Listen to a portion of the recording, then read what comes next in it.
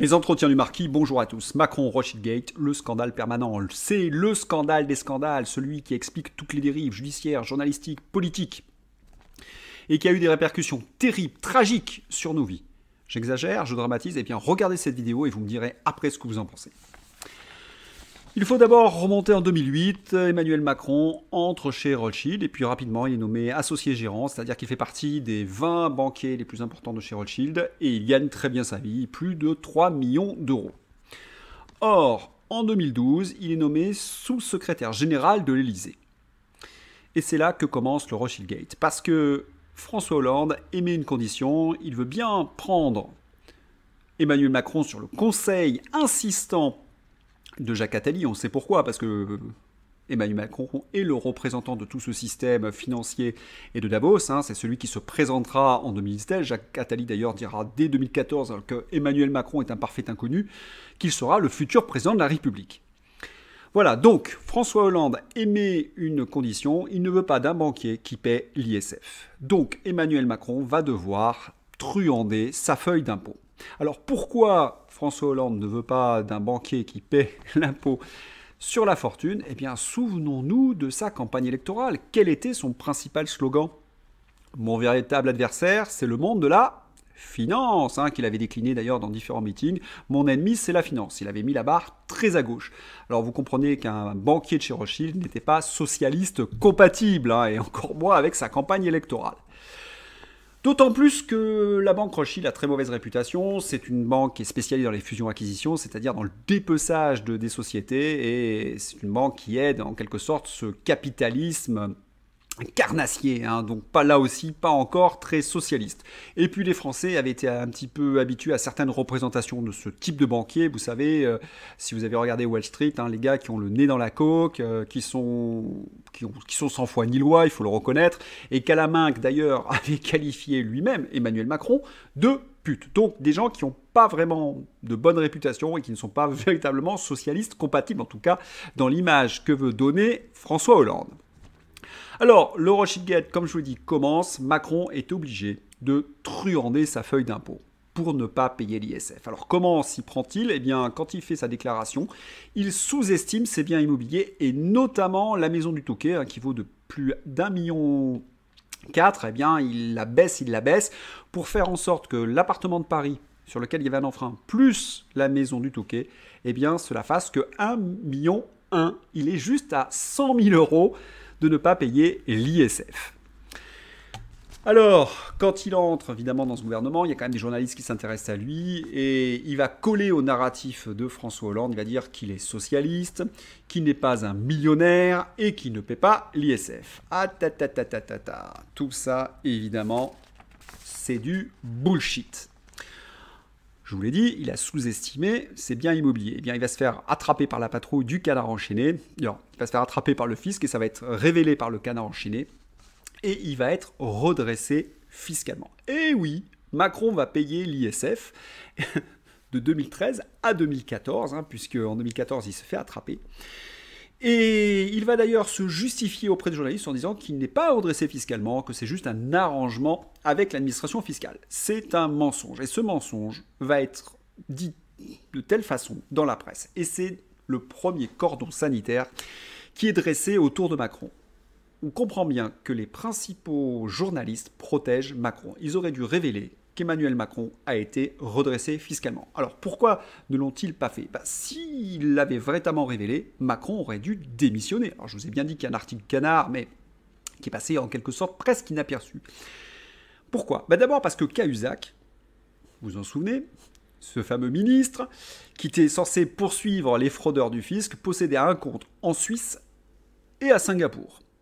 Il avait démissionné, il a été poursuivi par la justice. Mais il y avait aussi Thévenoud, qui lui ne déclarait pas du tout. Il refusait de remplir sa déclaration d'impôt. Bref, 2 ministres socialistes qui fraudent le fisc, ça fait quand même beaucoup. S'il y avait en plus Emmanuel Macron, je pense que là, qui était en plus le secrétaire général de l'Élysée, tout explosait. Donc, les socialistes, la presse, ont protégé Emmanuel Macron. Et le scandale va continuer de mensonge en mensonge. Alors, je ne vais pas pouvoir parler de tout. Je vais aller en 2017. Pourquoi? Parce qu'Emmanuel Macron, vous le savez, est candidat à l'élection présidentielle et il est obligé de déclarer son patrimoine. C'est la loi depuis l'affaire Cahuzac. Il y a une haute autorité de la transparence. Alors il présente son patrimoine et là, éclat de rire général puisqu'il déclare que 156 000 euros. Vous vous en souvenez qu'il avait gagné 3 millions d'euros. Et tout le monde se pose comme question, où sont passés les millions? Est-ce qu'il a flambé, comme l'avait dit Olivier Berruyer, un SMIC par jour? Donc il y a une grande interrogation, et il y a un très bon article d'ailleurs que j'ai retrouvé du Figaro, qui montre qu'il y a toute une série de revenus annexes qui ne se retrouvent pas dans sa déclaration de patrimoine, et qui montre qu'elle a été... C'est même pas de l'optimisation fiscale, c'est du bidonnage. Or, qui est embêté par la justice dans cette campagne électorale de 2017? François Fillon, pour un emploi fictif et des costumes. Emmanuel Macron qui truande le fisc, rien. Pas d'enquête. Il n'y aura pas le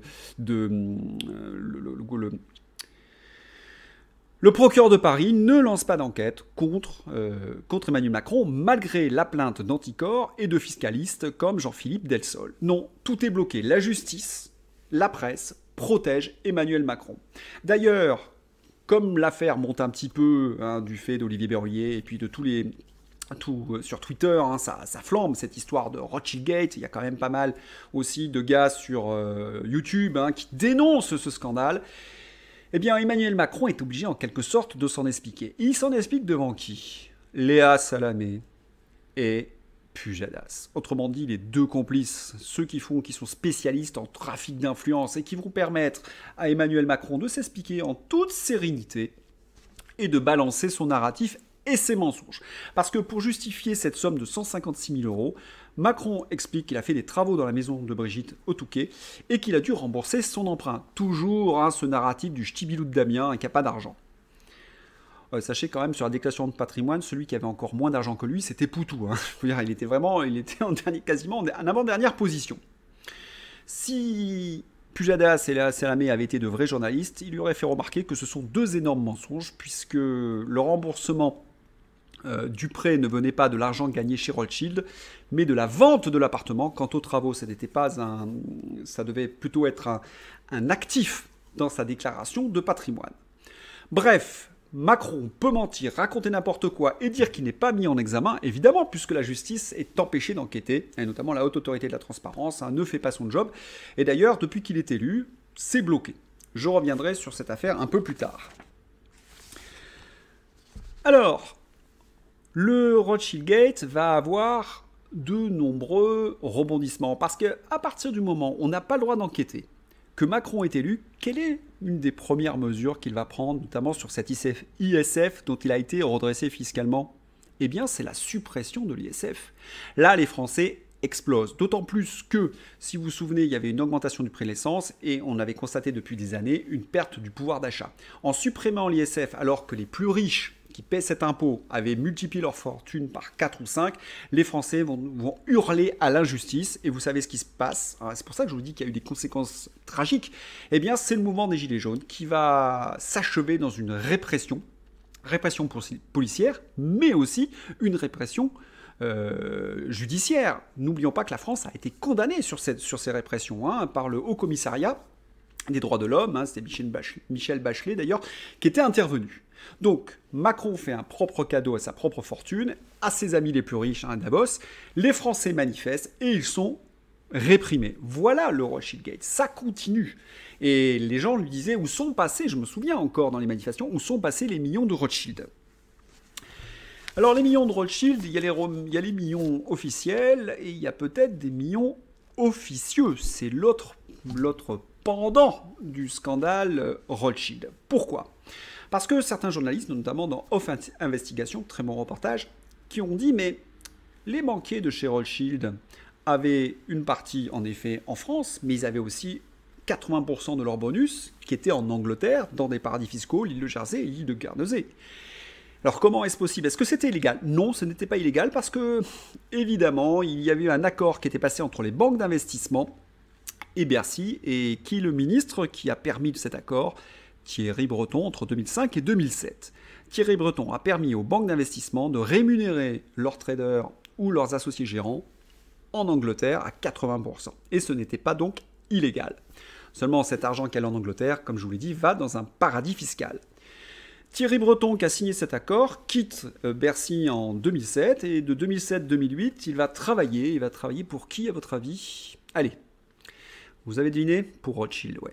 Il va être conseiller chez Rothschild. Autrement dit, il ne faut pas se leurrer, est-ce qu'il a été rémunéré lui aussi dans un paradis fiscal? Alors, cet argent, quand vous êtes associé gérant, vous touchez un bonus, eh bien, il atterrit donc à l'île de Man, à Jersey et Guernesey, dans un paradis fiscal, donc vous ne payez pas d'impôts, dans ce qu'on appelle un trust, hein, c'est Off Investigation qui a très bien montré la chose, c'est-à-dire un avocat géré par Rothschild, et vous avez un compte anonyme, donc vous ne pouvez pas avoir le nom. Donc cela est officiel, donc la question que l'on pose, Macron posséderait-il un compte en banque à l'île de Man, à Jersey ou à Guernesey? Bah, on pourrait se dire non, puisqu'il a gagné 3 millions d'euros, et puis bon, ça devrait être bon en termes de bonus. Ah, en 2012, il va signer le plus gros deal pour Rothschild.